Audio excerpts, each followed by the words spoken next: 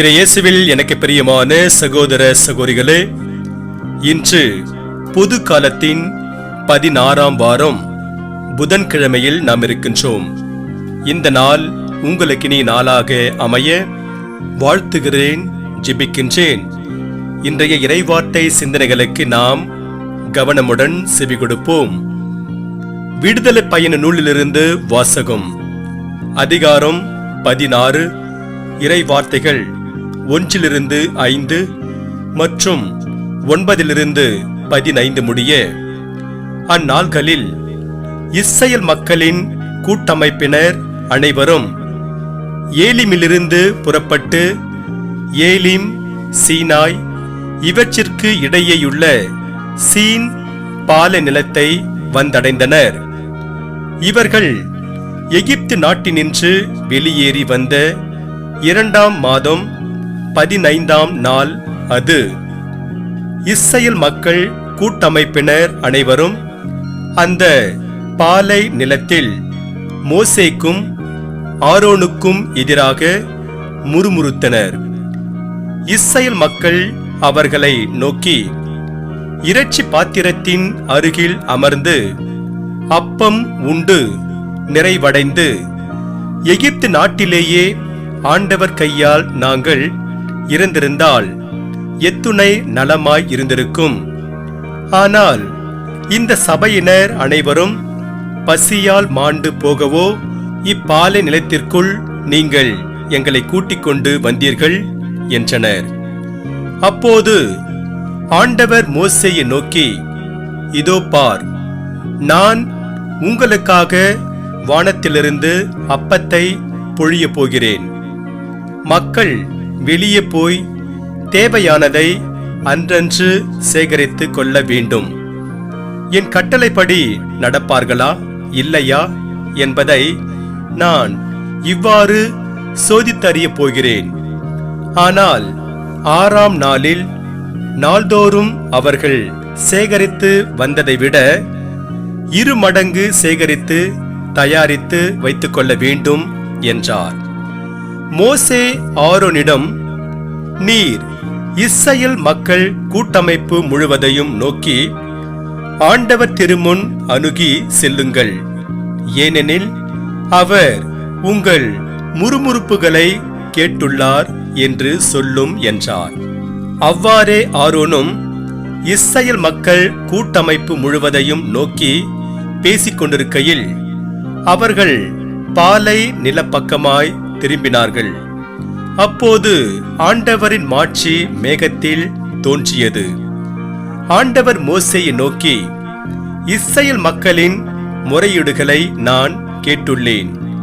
நீ அவர்களிடம், மாலையில் நீங்கள் இறைச்சி உண்ணலாம், காலையில் அப்பம் உண்டு நிறைவடையலாம், நானே உங்கள் கடவுளாகிய ஆண்டவர் என்பதை இதனால் நீங்கள் உணர்ந்து கொள்வீர்கள் என்று சொல் என்றார். மாலையில் காடைகள் பறந்து வந்து கூடாரங்களை மூடிக்கொண்டன. காலையில் பனிப்படலம் கூடாரத்தை சுற்றி படிந்திருந்தது. பனிப்படலம் மறைந்தபோது பாலை நிலப்பரப்பின் மேல் மென்மையான தட்டையான மெல்லிய உறைபனி போன்ற சிறிய பொருள் காணப்பட்டது. இஸ்ரவேல் மக்கள் அதை பார்த்துவிட்டு ஒருவரை ஒருவர் நோக்கி மன்னா என்றனர். ஏனெனில் அது என்ன என்று அவர்களுக்கு தெரியவில்லை.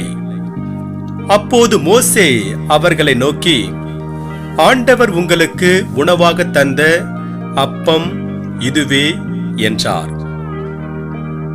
ஆண்டவரின் அருள்வாக்கு. இறைவனுக்கு நன்றி. பதிலுரை பாடல்.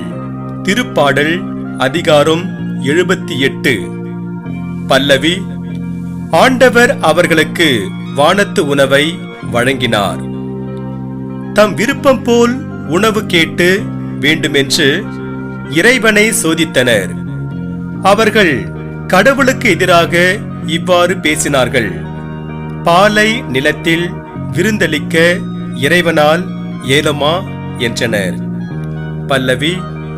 ஆண்டவர் அவர்களுக்கு வானத்து உணவை வழங்கினார். ஆயினும் மேலேயுள்ள வானங்களுக்கு அவர் கட்டளையிட்டார். விண்ணகத்தின் கதவுகளை திறந்துவிட்டார்.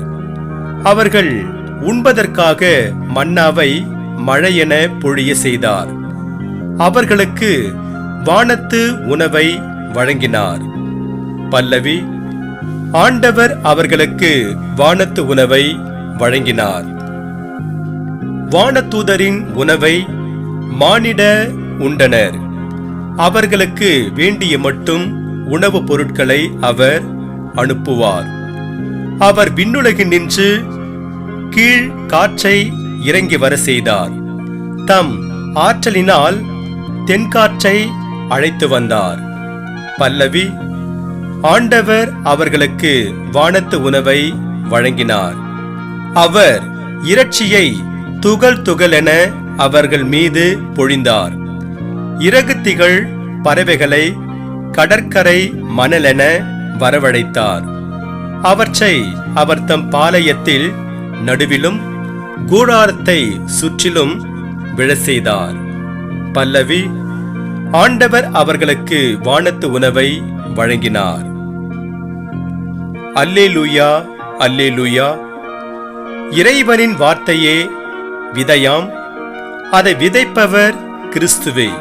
அவரை கண்டடைபவர் எல்லாம் என்றென்றும் நிலைத்திருப்பர். அல்லேலூயா. ஆண்டவரே, நற்செய்தியை தகுந்த விதத்தில் எடுத்து சொல்ல என் உள்ளத்தையும் உதட்டையும் தூய்மையாக்கும். ஆண்டவர் உங்களோடு இருப்பாராக, உம் ஆன்மாவோடும் இருப்பாராக.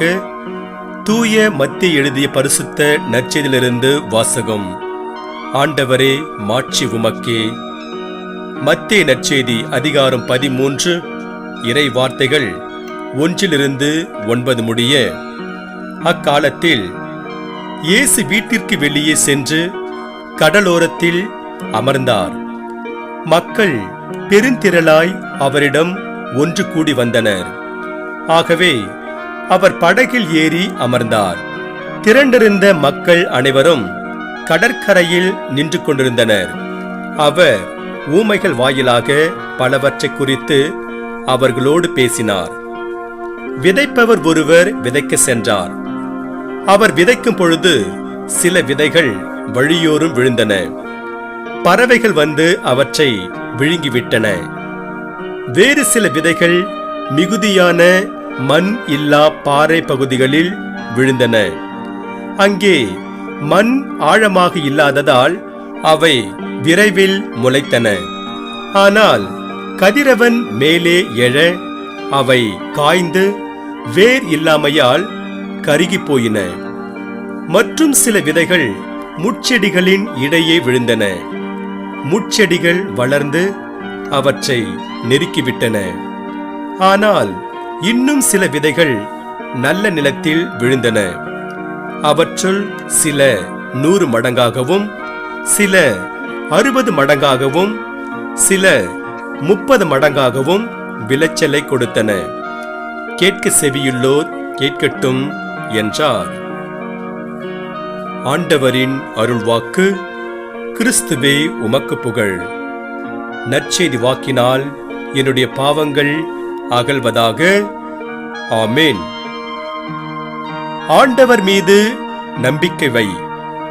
இறையேசுவில் எனக்கு பிரியமான சகோதர சகோதரிகளே, திருவிவிலியம் அன்றாடம் நாம் உட்கொள்ளும் உணவு, வார்த்தை என்னும் உணவு, நற்கருணை என்னும் வாழ்வளிக்கும் உணவு என 3 வகையான உணவுகளை பற்றி பேசுகின்றது இன்றைய இறைவார்த்தை.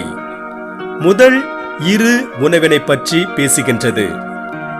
எகிப்தில் அடிமையாக இருந்த இஸ்ரேல் மக்களை மோசேயின் தலைமையில் கடவுள் வாக்களிக்கப்பட்ட கானான் நாட்டிற்கு அழைத்து சென்றார். வழியில் அவர்கள் இறைச்சி பாத்திரத்தின் அருகில் அமர்ந்து அப்பம் உண்டு நிறைவடைந்து, எகிப்து நாட்டிலேயே ஆண்டவர் கையால் நாங்கள் இறந்து போயிருப்போம், எத்துணை நலமாய் இருந்திருக்கும் என்று மோசேக்கு எதிராக முறுமுறுக்கின்றார்கள். இதனால் கடவுள் அவர்களுக்கு இன்றைய நாளில் நாம் பதிலுரை பாடலாக பாடக்கேட்ட திருப்பாடல் 78 அதன் ஆசிரியர் சொல்வது போல வானதூதரின் உணவை அளிக்கின்றார். நற்செய்தி வாசகத்தில் இயேசு விதைப்பவர் ஊமையை பற்றி பேசுகின்றார். கடவுளின் வார்த்தையை கேட்டு அதன்படி நடக்கின்றவர்கள் மிகுந்த பலன் தருவார்கள் என்று சொல்லும் இயேசு வார்த்தை என்னும் உணவின் முக்கியத்துவத்தை குறிப்பிடுகின்றார். மூன்றாவது, உணவு நற்கருணை என்னும் உணவு. இதனை நம்பிக்கையோடு உட்கொள்கின்ற ஒவ்வொருவரும் வாழ்வடைகின்றனர். அதனால் நமது வயிற்றுக்கும் செவிக்கும் மட்டுமல்லாமல் ஆன்மாவிற்கும் உணவளிக்கும் ஆண்டவர் மீது நம்பிக்கை வைத்து அவருக்கு ஏற்புடைய செயல்களை செய்வோம். மிக பெரிய மறைப்பணியாளரான ஜார்ஜ் முல்லர் பல இடங்களிலும் அனாதை இல்லங்கள் நடத்தி வந்தார். ஒரு நாள் ஓர் அனாதை இல்லத்தில் உணவுப் பொருட்கள் தீர்ந்து போயின. உணவு வழங்குவதற்கு பொறுப்பாக இருந்தவர்கள் ஜார்ஜ் முல்லரிடம் நிலைமையை எடுத்து சொன்னபோது அவர் அவர்களிடம் இல்லத்தில் உள்ள குழந்தையெல்லாம் உணவு மேசையை சுற்றி இருக்குமாறு கேட்டுக்கொண்டார். அவர்களும் அவ்வாறு செய்ய, ஆண்டவரே, இன்று எங்களுக்கு நல்லதோர் உணவை தந்ததற்காக உமக்கு நன்றி அவர் சொல்ல, எல்லாரும் ஆமேன் என்று சொல்லி முடித்ததும் அவர்கள் இருந்த இல்லத்தின் கதவு தட்டப்படும் சத்தம் கேட்டது. ஒருவர் கதவை திறந்து பார்த்தபோது வெளியே ஒருவர் நின்று கொண்டிருந்தார். அவர் கதவை திறந்தவரிடம் உணவுப் பொருட்களையும் பாலையும் கொண்டு வந்த ஊர்தியின் சக்கரம் முறிந்து போய்விட்டது, அதனால் உணவுப் பொருட்கள் வீணாகி போய்விடக் கூடாது என்பதற்காக உங்களிடம் தர வந்தேன் என்றார். இந்த செய்தியை கேள்விப்பட்டதும் ஜார்ஜ் முல்லரும் அவரோடு இருந்தவர்களும் ஆண்டவருக்கு நன்றி சொன்னார்கள். இயேசுவில் பிரியமான சகோதர சகோதரிகளே, கடவுள் தம் மக்களுக்கு தக்க சமயத்தில் உணவளிப்பார். அதனால் நாம் அவரிடம் நம்பிக்கையோடு இருப்போம். இன்று நமக்கு கொடுக்கப்படுகின்ற இறை வார்த்தையாக, எல்லா உயிரினங்களின் கண்களும் உம்மையே நோக்குகின்றன, தக்க சமயத்தில் நீரே அவற்றிற்கு உணவளிக்கின்றீர் என்று திருப்பாடல் 145:15 பார்க்கிறோம். இன்று நாம் எடுக்கக்கூடிய தீர்மானங்கள் என்ன? 1. அன்றாட உணவினை தரும் ஆண்டவருக்கு நன்றி சொல்வோம். 2. உணவின்றி தவிக்கும் ஏழைகளுக்கு உணவளிப்போம். 3. கடவுளின் வார்த்தையை கேட்பதோடு நின்றுவிடாமல் அதன்படி வாழ கற்றுக்கொள்வோம். அதன் வழியாக இறையருளை நிறைவாக இறைவன் உங்கள் அனைவரையும் நிறைவாக ஆசீர்வதிப்பாராக. ஆமென்.